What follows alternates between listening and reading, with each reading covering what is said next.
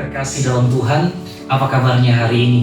Saya berharap kita semua dalam keadaan yang diberkati Tuhan dan dalam keadaan yang penuh dengan sukacita. Terlepas dari apapun keadaan yang kita sedang hadapi hari-hari ini. Kita tahu saat ini dunia sedang mengalami goncangan yang luar biasa akibat pandemik COVID-19. Namun, apakah kita perlu khawatir? Apakah kita perlu takut? Jawabannya ada di dalam kebenaran firman Tuhan yang sebentar kita akan lihat. Namun sebelumnya saya mengajak kita semua untuk bersama-sama bersatu di dalam doa. Terima kasih Tuhan Yesus, pada hari ini kami boleh dipertemukan kembali untuk mendengarkan firman Tuhan. Berikan kami hikmat dan pengertian untuk mencerna suara kebenaran-Mu ya Tuhan. Sehingga oleh firman Tuhan kami boleh dikuatkan dan lewat firman Tuhan kami beroleh iman, dan oleh iman itu kami dimampukan untuk mengalahkan dunia. Terima kasih Bapa Surgawi, di dalam nama Yesus kami berdoa. Amin. Bapak Ibu Saudara yang terkasih di dalam Tuhan, jikalau ada Bapak Ibu Saudara yang suka sekali mencatat tema khotbah, maka tema khotbah saya hari ini adalah tetap tegar di masa sukar. Kesukaran, krisis, masalah, pergumulan pasti datang dalam kehidupan kita. Namun, kita tidak mesti takut. Kenapa? Karena Tuhan ada bersama dengan kita. Mari kita buka kebenaran firman Tuhan dalam Hagai 2 ayat 6 sampai yang ke-7. Saya akan bacakan buat Bapak Ibu Saudara. Sesuai dengan janji yang telah kuikat dengan kamu pada waktu kamu keluar dari Mesir, dan Rohku tetap tinggal di tengah-tengahmu. Janganlah takut. Sebab beginilah firman Tuhan semesta alam. Sedikit waktu lagi, maka aku akan menggoncangkan langit dan bumi, lalu laut dan darat. Bapak Ibu Saudara yang terkasih di dalam Tuhan, goncangan ini sudah dinubuatkan. Tuhan akan menggoncangkan keadaan dunia ini. Namun, kita tak boleh tergoncangkan juga. Iman kita mesti kuat di dalam Tuhan. Kita tak boleh takut. Kenapa? Ayat 6 menjelaskan, sesuai dengan janji yang telah kuikat dengan kamu. Mengapa kita tidak boleh takut? Karena janji Tuhan ada pada kita, Bapak Ibu Saudara. Mari fokus kepada janji Tuhan, bukan kepada masalah-masalah yang saat ini menderu-deru. Kalau kita fokus kepada Tuhan dan kepada janjinya, maka saudara dan saya akan mengalami kekuatan, mengalami kebangkitan. Kenapa? Karena kuasa Tuhan itu nyata bagi orang yang percaya kepadanya. Amin. Mari katakan hari ini sama masalah kita, bahwa kita punya Tuhan yang besar.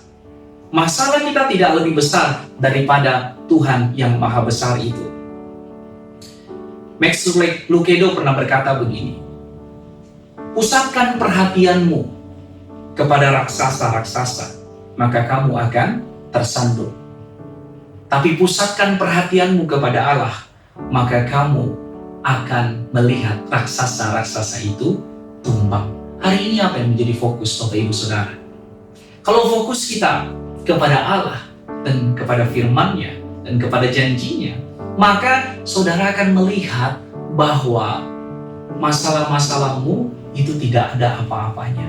Kalau kamu diizinkan untuk masuk di dalam satu pergumulan hidup, maka biasanya pergumulan itu berfungsi atau sebagai alat Tuhan untuk mendewasakan kita, dan juga menjadi panggung di mana Allah melakukan mujizatnya bagi setiap kita. Amin, Bapak Ibu Saudara. Jangan takut. Firman Tuhan hari ini dalam Hagai 6 mengingatkan kita, mengapa kita tidak boleh takut?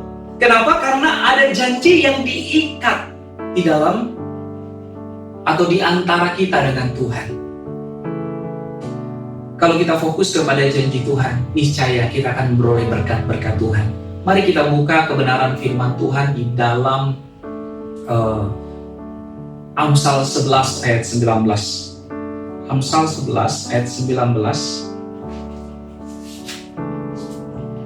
Saya akan bacakan buat saudara. Siapa berpegang pada kebenaran yang sejati menuju hidup, tetapi siapa mengejar kejahatan menuju kematian. Siapa berpegang kepada kebenaran, kebenaran itu firman Tuhan, akan menuju kepada kehidupan. Bapak Ibu Saudara, hari ini jangan berpegang kepada kekuatanmu, kepada pertolongan-pertolongan yang di luar Tuhan. Mari berpegang kepada kebenaran. Mari berpegang kepada firman Tuhan. Karena kalau kamu berpegang kepada firman Tuhan, ini janjinya, kamu akan melihat hari esok. Kamu akan melihat kehidupan dalam hidupmu. Mazmur 119 ayat 140 sampai 144. Mari kita buka bersama. Saya akan bacakan buat saudara. Mazmur 119 ayat 140. Janjimu sangat teruji dan hambamu mencintainya. Aku ini kecil dan hina, tetapi titah-titahmu tidak kulupakan. Keadilanmu adil untuk selama-lamanya dan Tauratmu benar. Aku ditimpa kesesakan dan kesusahan, tetapi perintah-perintahmu menjadi kesukaanku. Peringatan-peringatanmu adil untuk selama-lamanya. Buatlah aku mengerti supaya aku hidup. Bapak Ibu Saudara yang terkasih dalam Tuhan, betapa dahsyatnya kebenaran firman Tuhan. Kalau saudara dan saya jatuh hati kepada firman Tuhan, maka saudara akan memiliki kekuatan lewat pendengaran akan firman Tuhan. Waktu kamu yakin, maka imanmu dikuatkan. Dan iman yang kuat itu mampu menghadapi apapun. Mari kita lihat, pemazmur mengingatkan kita, janjimu sangat teruji dan hambamu mencintainya.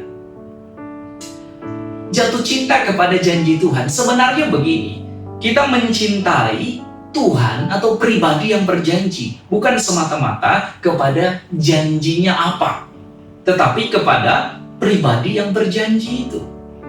Nah, pribadi yang berjanji itu adalah Allah semesta alam yang pasti melakukan dan melaksanakan janjinya bagi kita. Itulah sebabnya pemazmur bilang, hambamu mencintainya. Mencintai janji itu. Bukan semata-mata terarah kepada janji itu, tetapi kepada siapa yang berjanji, kan begitu. Kalau ada orang yang suka bohong, berjanji kepada saudara, saudara nggak akan percaya. Tetapi kalau ada orang yang mengasihi saudara, orang yang selalu kira-kira tepati janjinya, maka saudara akan menanti-nantikan janji itu. Kenapa? Sebenarnya kan karena saudara punya komunikasi, punya kedekatan secara personal dengan orang itu, sehingga saudara digembirakan dengan janji itu.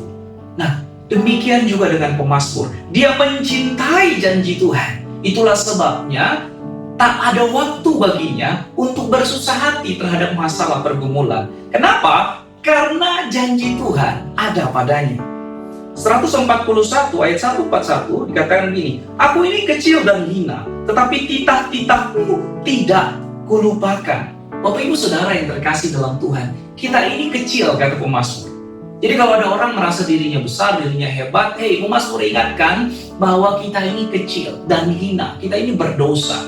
Tetapi kita yang kecil dan hina ini akan dibawa Tuhan naik dan menjadi kesukaan Tuhan kalau titah-titah Tuhan tidak kita lupakan. Amin Bapak Ibu Saudara. Jadi kalau saudara mau dipandang Tuhan, kalau saudara mau dekat dengan Tuhan, jangan pernah lupakan titah-titah Tuhan. Jangan pernah lupakan firman Tuhan dalam kehidupanmu. Karena firman Tuhan itulah yang membawa engkau naik. Bahkan promosi ilahi lahir dari orang-orang yang selalu cinta akan firman Tuhan dan memperhatikan firman Tuhan siang dan malam.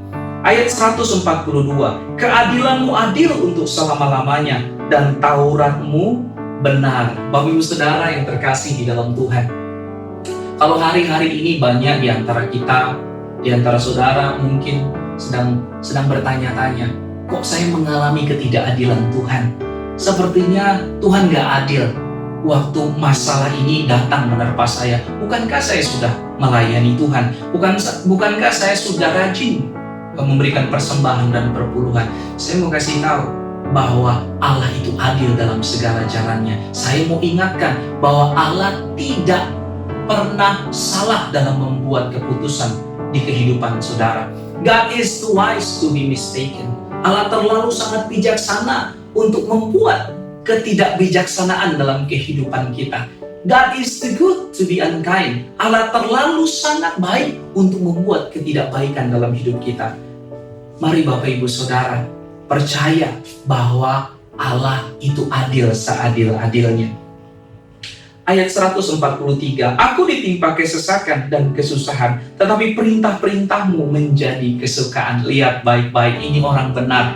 Waktu dia mengalami kesesakan, mengalami kesusahan, dia tidak kecewa sama Tuhan.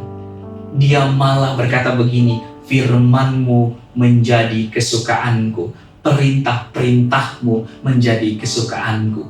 Karena orang beriman, orang yang percaya kepada Tuhan, dia menyadari ada masalah, ada kesusahan dalam hidup, maka pertolongannya ialah dari Tuhan. Amin Bapak Ibu Saudara. Semakin saudara mencari pertolongan di luar Tuhan, semakin masalah itu tidak akan pernah selesai. Semakin pergumulan itu kelihatannya besar. Padahal sebenarnya tidak ada masalah yang melebihi kekuatan kita. Namun kadang-kadang kalau saudara cari sesuatu, cari solusi di luar Tuhan, kelihatan saudara akan babak belur. Masalahnya kok gede banget gitu ya. Padahal sebenarnya nggak gede-gede amat. Kitanya saja yang imannya makin kecil. Saudaraku, mari berfokus kepada firman Tuhan. Apa yang kita fokuskan dalam prinsip fokus, apa yang kita fokuskan akan jadi lebih besar. Saudara, sinar matahari, kalau saudara jalan ke tengah-tengah lapang jam 12 siang, lagi terik-teriknya, sinar matahari itu masih bias. Tetapi kalau saudara bawa kaca pembesar atau loaf, lalu saudara taruh kertas di bawahnya, maka sinar matahari yang bias tadi mampu membakar kertas. Kenapa? Sinar yang bias tadi difokuskan oleh media yang bernama loaf. Dia membakar kertas, maka difokuskan lagi, akan menjadi sinar laser yang mampu memotong baja. Jadi, kalau saudara berfokus kepada masalah, masalahmu akan menjadi raksasa dan imanmu akan menjadi semakin kecil. Tapi kalau saudara berfokus kepada janji Tuhan, kepada firman Tuhan, maka imanmu akan menjadi besar dan engkau akan melihat bahwa masalah yang gak masalah. Kenapa? Masalah bersama dengan Tuhan itu adalah masa indah bersama Allah. Tetapi celaka ketika masalah yang kita hadapi, kita tidak melibatkan Tuhan di dalamnya, maka masalah itu menjadi raksasa yang menghancurkan kehidupanmu. Bapak Ibu Saudara yang terkasih dalam Tuhan, ayat 144 mengingatkan juga bahwa peringatan-peringatanmu adil untuk selama-lamanya. Buatlah aku mengerti supaya aku hidup. Bapak Ibu Saudara, pemazmur begitu luar biasa menuliskan firman Tuhan ini, bahwa peringatan-peringatan Tuhan itu adil untuk selama-lamanya. Tak ada yang salah. Apa yang terjadi merupakan satu rencana Tuhan, dan firman-Nya ialah ya dan amin bagi setiap kita. Jangan pernah underestimate Tuhan punya rencana dalam kehidupanmu. Bersyukur kalau hari ini kamu sedang mengalami masalah, bersyukur, bersabar, dan nantikan janji Tuhan. Ketika kamu bersyukur, maka ada kekuatan yang baru. Ketika kamu bersabar, kamu akan mampu untuk bisa berdoa dengan tenang. Dan percayalah bahwa Tuhan tidak tinggal diam. Dia adalah Allah yang bertindak. Memang masalah tidak akan pernah lepas dari kehidupan manusia selama dia hidup. Masalah itu adil, dia datang bagi semua orang, tetapi tidak dengan jalan keluar. Jalan keluar hanya datang pada orang yang mencari Tuhan. Jalan keluar hanya datang kepada kita yang mengenal Tuhan. Mari sama-sama datang pada Tuhan, percaya kepada janji Tuhan. Janji Tuhan itu menjadi milik kita, Bapak Ibu Saudara yang terkasih di dalam Tuhan. Janji Tuhan menjadi bagian di dalam kita. Kadang-kadang mungkin pernah dalam hidup kita bersungut-sungut. Kita merasa bahwa kita sudah melakukan banyak hal. Namun mengapa masalah, mungkin masalah finansial, masalah sakit penyakit datang menghampiri kita? Kita bertanya, mengapa harus aku Tuhan? Di mana Tuhan saat keadaan ini terjadi? Saya mau beritahu Bapak Ibu Saudara, Tuhan tetap ada bersama kamu. Dia tidak pernah bisa mengingkari janjinya bahwa dia akan selalu ada bersama dengan kita. Dia ada di samping kita, menguatkan kita.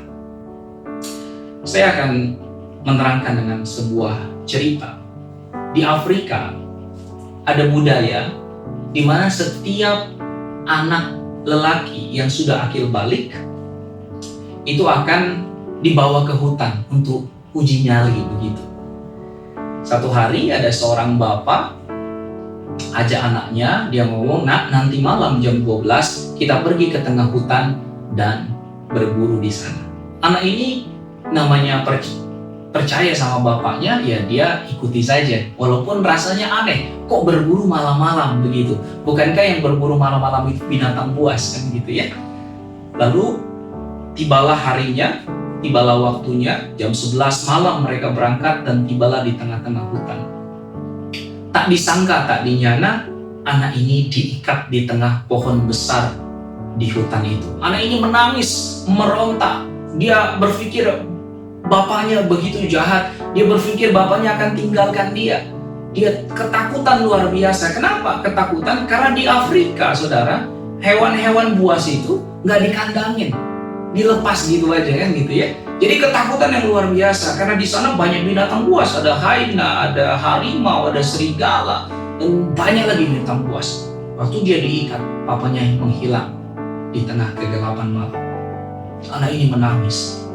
Lalu mulai dia mendengar longlongan serigala. Dia ketakutan sampai terkencing-kencing, Bapak Ibu Saudara. Ketakutan, "Bapak, di mana engkau? Tolong aku takut." Gitu. Lalu suara harimau yang mengaum, dia makin ketakutan. Sampai dia akhirnya lelah menangis berjam-jam dalam ketakutan yang luar biasa. Dan tibalah di pagi hari, ternyata bapaknya gak kemana-mana. Waktu pagi hari dia melihat bapaknya ada tepat di hadapannya. Dari jarak yang tidak begitu jauh dengan busur panah di tangannya. Bapak Ibu Saudara, seandainya dia memahami, dia tahu bahwa bapaknya gak kemana-mana, dia tak mungkin ketakutan setengah mati seperti itu. Refleksi dalam kehidupan kita, kadang-kadang kita berpikir Allah hilang dalam kegelapan malam hidup kita. Allah tidak bisa kita jangkau. Dia seperti membisu. Doa-doa kita seperti tidak didengarnya.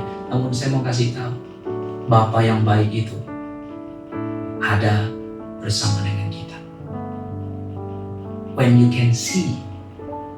cannot see His hand, trust His heart.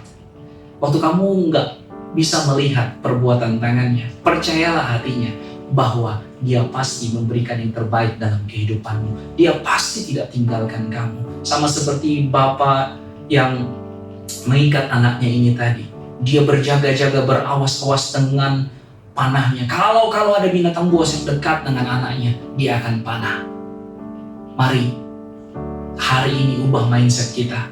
Di dalam seluruh keberadaan kita, masalah apapun yang saat ini sedang kita alami, percayalah Allah tidak pernah jauh dari kita. Dia hanya sejauh doa, Dia hanya sejauh firman Tuhan.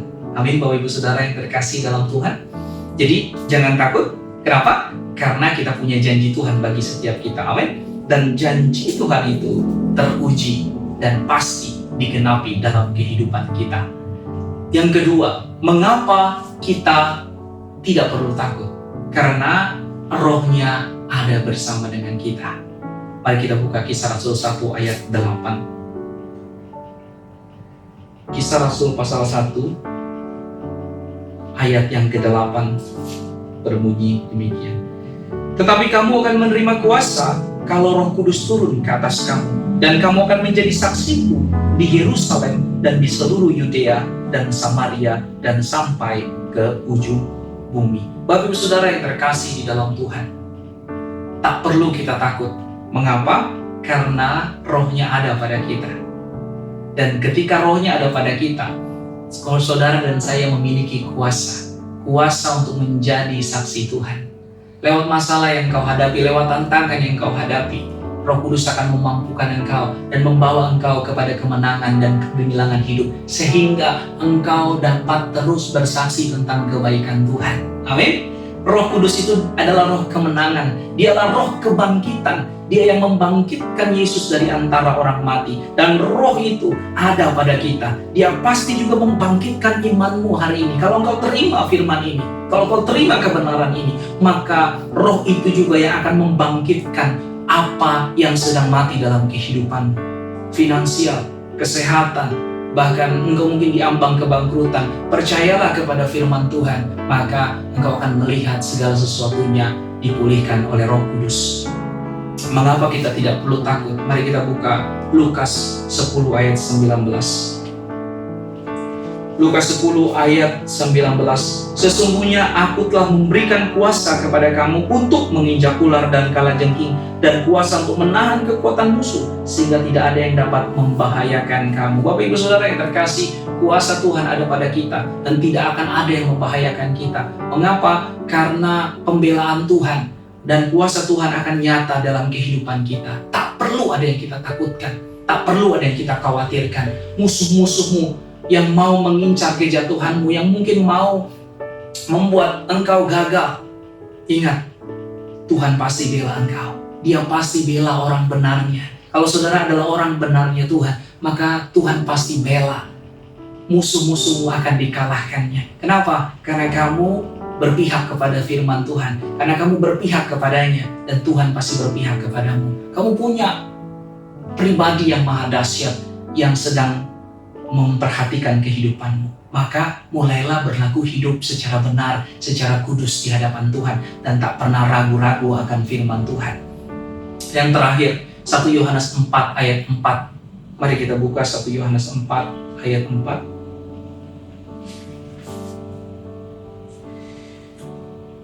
Demikian firman Tuhan, kamu berasal dari Allah. Ingat ini baik-baik Bapak Ibu Saudara, kamu berasal dari Allah, anak-anakku, dan kamu telah mengalahkan nabi-nabi palsu itu. Sebab roh yang ada di dalam kamu lebih besar daripada roh yang ada di dalam dunia.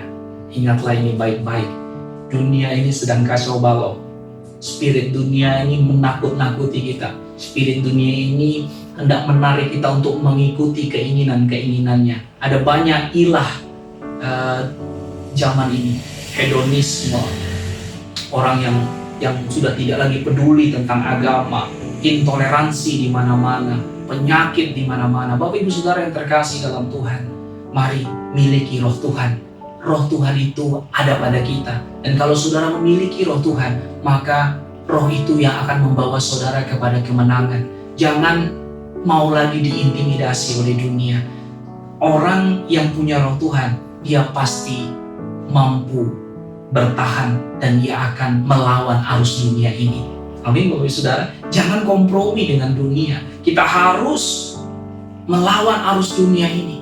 Hanya ikan yang mati yang ikut arus. Ikan yang hidup dia melawan arus. Saudara ini adalah orang-orang pribadi-pribadi yang telah dipilih Tuhan untuk menjadi berkat bagi dunia, menjadi garam dan terang dunia. Maka saudara perlu memiliki rohnya, karena rohnya lah yang akan memampukan saudara untuk hidup benar di hadapan Tuhan dan menjadi saksi Tuhan dimanapun saudara berada dan ditempatkan.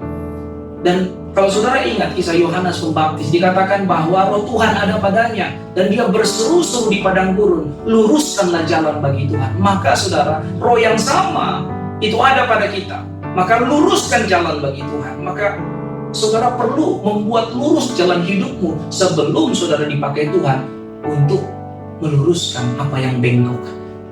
Meluruskan yang bengkok itu sakit saudara dan tidak mudah.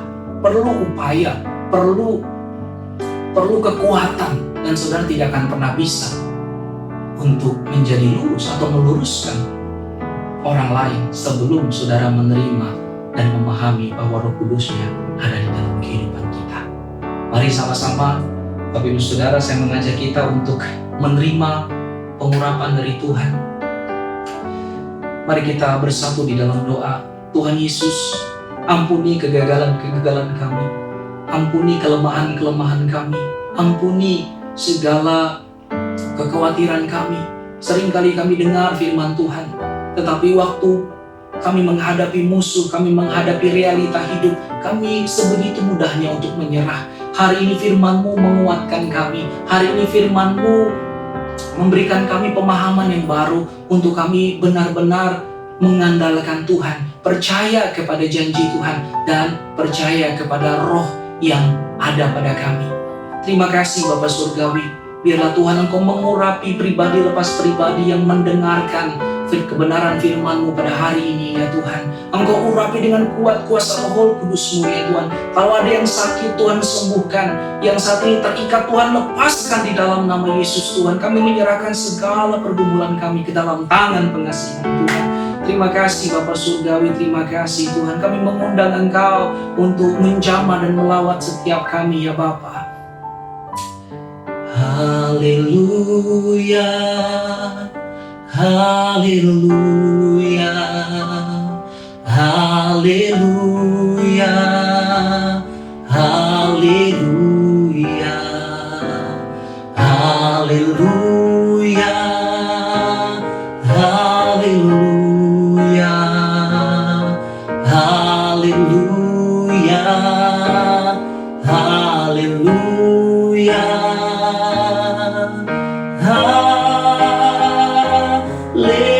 haleluya,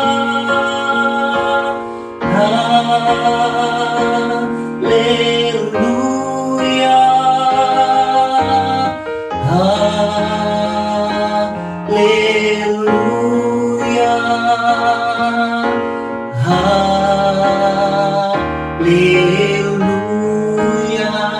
Mari angkat tanganmu. Di dalam nama Tuhan Yesus Kristus, terimalah Roh Kudus. Dalam nama Yesus, mari urapi hamba-hamba-Mu, mari urapi anak-anak-Mu Tuhan. Biarlah kuasa Roh Kudus memulihkan, menguatkan, dan mengubahkan setiap anak-anak-Mu yang mendengarkan kebenaran firman Tuhan pada hari ini Tuhan. Biar Engkau yang melepaskan, yang sakit Tuhan Engkau sembuhkan, yang terikat Engkau lepaskan di dalam nama Yesus Tuhan. Terima kasih Bapa buat kebenaran firman-Mu. Mampukan kami untuk kami bukan hanya menjadi pendengar yang baik, tapi menjadi pelaksana firman yang kuat. Terima kasih Bapa, di dalam nama Yesus kami berdoa. Kita yang percaya katakan amin. Puji nama Tuhan. Tuhan Yesus memberkati. Shalom.